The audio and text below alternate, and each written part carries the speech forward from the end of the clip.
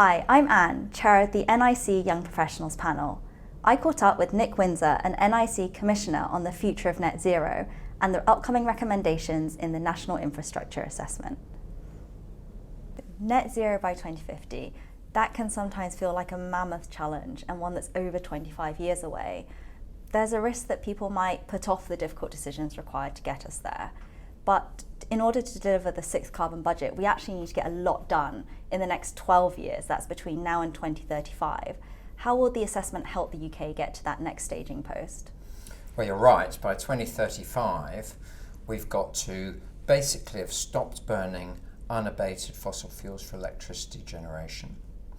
We've also got to reduce carbon dioxide from heating by over a half. There's some good news though, there's some tailwinds in our favour. A lot of the technologies already exist, and of course electricity as a vector is a much more efficient form of energy. But as we move towards a system much more heavily based on renewables, we've got to think about that as well. We'll need to reinforce the electricity systems, and we'll need to look at flexible technologies to deal with the intermittency of those renewables.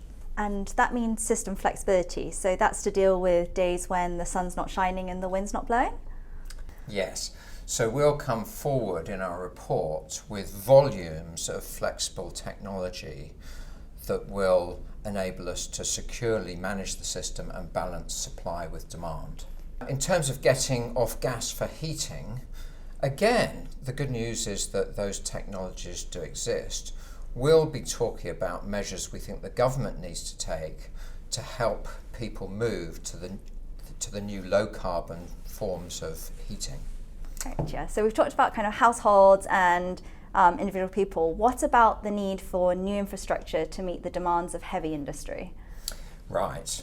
So there are some sectors, for example chemicals and cement production, which will need hydrogen particularly to power their furnaces, and will also potentially need carbon capture and storage such that residual emissions can be taken away and stored.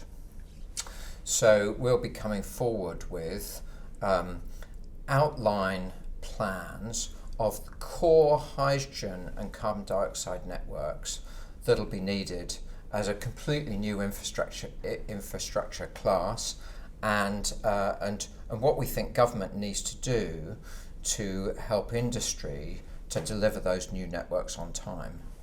That sounds like it's going to be a lot of work. It really does seem a lot of work, and the great news from that, of course, is it will create many really interesting, high quality new jobs right across our economy. The other great news is that for customers going through this next 35 years of transition to a low carbon energy system will mean that they become protected from volatile fossil fuel bills.